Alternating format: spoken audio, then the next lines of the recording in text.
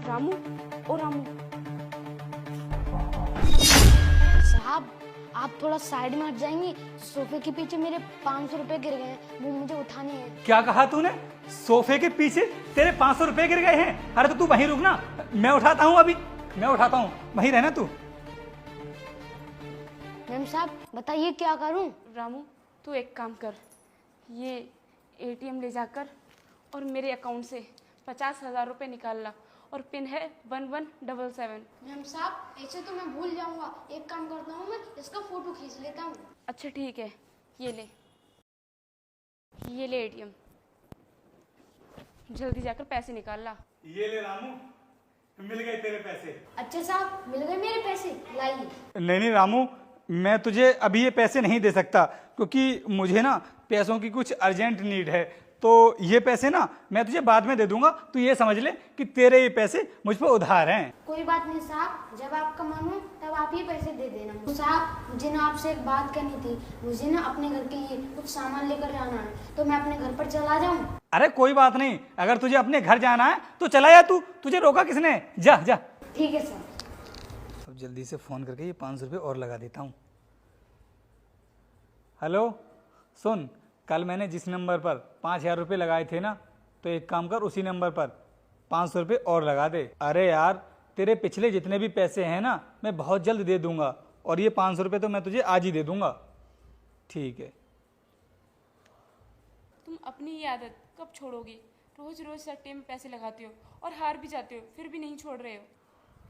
अरे मैम साहब देखना, मेरे फोन में ना कुछ खराबी आ गई है। अरे रामू, तू ये फ़ोन मुझे क्यों दिखा रहा है?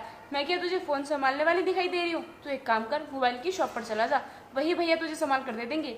ये ले फ़ोन। सिट यार, ये भी गए 500 रुपये। अब क्या करूं मैं, मेरी तो किस्मत ही खराब है। अरे हाँ, मेरी वाइफ की सैलरी भी तो आई होगी, इसके अकाउंट में पड़े होंगे पैसे, इससे मांग लेता हूँ, फिर वो पैसे लगा दूंगा मैं। अरे सुनो अनुष्का, वो तुम्हारी सैलरी आई होगी ना, लाओ तुम अपना एटीएम कार्ड मुझे दो, मुझे पैसों की ज़रूरत है। अरे यार, अभी नहीं आई है मेरी सैलरी। वो बॉस बोल रहे थे कि अभी सैलरी आने में कुछ टाइम लगेगा। अरे तुम मुझसे झूठ क्यों बोल रही हो? तुम्हारी सैलरी महीने की 1 तारीख को आ जाती है, और तुम बोल रही हो कि तुम्हारी सैलरी आई नहीं है। आज तो 5 तारीख हो चुकी है। देखो, मुझसे झूठ बोलने की जरूरत नहीं है, जल्दी से मुझे अपना एटीएम कार्ड दो। तुम्हें मेरी बात पर यकीन नहीं हो रहा है ना? तो ठीक है, ये लो मेरा एटीएम कार्ड, और इसमें 100-200 रुपए पड़े होंगे, वो भी निकाल लेना और लगा देना अपने उस सट्टे पर। हाँ हाँ ठीक है, लेकिन मुझसे ज्यादा ऊंची आवाजों में बात करने की जरूरत नहीं है। जो काम कर रहा हूँ करने दो, फालतू में रोक टोक करती रहती हो हर समय। जा रहा हूँ मैं, देख लूंगा कितने पैसे हैं इसमें। ये कभी नहीं सुधर सकते। रामू, मैंने तुझे जिस काम के लिए भेजा था वो काम हो गया? हाँ मैम साहब वो काम हो गया, मैं निकाल लाया 50,000 रुपये, ये लीजिए।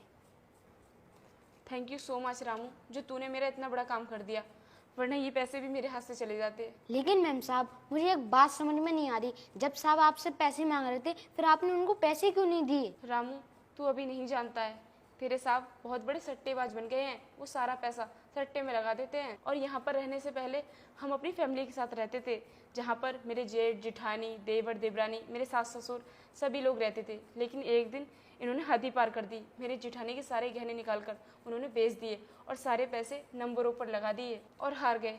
उस दिन के बाद उन लोगों ने हमें धक्के मार कर घर से निकाल दिया, इसीलिए हमें किराए के घर पर रहना पड़ रहा है। और तू तो जानता ही है, तेरे साहब कोई भी काम नहीं करते हैं, सारे घर के काम मुझे ही देखने पड़ते हैं। बिजली का बिल हो, पानी का बिल हो, बच्चों की स्कूल फीस है, घर का किराया है, सब कुछ मुझे ही तो देखना पड़ता है। और अगर ये पैसे भी तेरे साहब के हाथ लग जाते तो मैं घर का खर्चा कैसे चलाती? तो मैम साहब आप एक काम कीजिए ना, या तो साहब को छोड़ दीजिए या उनके खिलाफ पुलिस में कंप्लेंट कर दीजिए, फिर साहब को ना जेल हो जाएगी। नहीं रामू, मैं ऐसा नहीं कर सकती।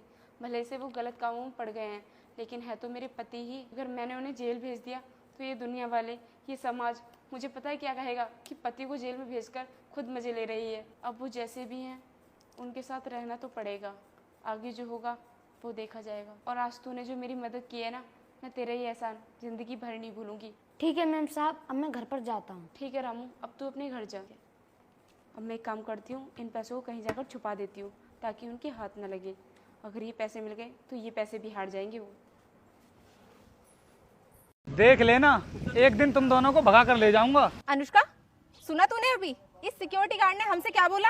हाँ सुना, अबे वो सिक्योरिटी गार्ड, क्या बोल रहा था तू अभी? जरा फिर से बोलना। अरे क्या हो गया मैडम, मैंने तो कुछ भी नहीं बोला है आपसे। ज्यादा होशियार बनकर मत दिखा, हमने सब कुछ सुन लिया अपने कानों से कि तूने हमसे क्या बोला था। अरे जब सुन लिया है तो फिर मुझसे क्यों पूछ रही हो? अगर इच्छा है तो अभी चलो। तुझे पता भी है हमारे पति ना इस कंपनी के मैनेजर हैं। अगर उनको हमने तेरी इस हरकत के बारे में बता दिया ना, तेरी नौकरी तो जाएगी, इसके साथ साथ ना तुझे जेल भी होगी। और इसकी हिम्मत तो देखो, कितनी बड़ी बात बोल रहा है। अरे मुझे पता है कि तुम दोनों के पति यहाँ के मैनेजर हैं, तभी तो मैंने तुमसे ये बात बोली है। सब कुछ जानने के बाद भी इतनी बड़ी गलती कर दी तूने। क्या कहा मैडम, गलती? अरे तुमको गलती लग रही होगी, लेकिन मेरी नजरों में मैंने कोई गलती नहीं की है। मैं तो बस आपके फायदे की बात कर रहा हूँ। मैडम आपको भी पता है कि आपके पति आप दोनों को ज्यादा टाइम नहीं दे पाते हैं, इसलिए मैंने सोचा कि आपको प्रपोज कर देता हूँ। अगर तुम मेरे साथ चलने के लिए तैयार हो जाओगी तो मेरे पास तो टाइम ही टाइम है, क्योंकि मैं तो सिक्योरिटी गार्ड की नौकरी के अलावा कोई और काम करता ही नहीं हूँ। हमेशा खुश रखूंगा तुम्हारे लिए,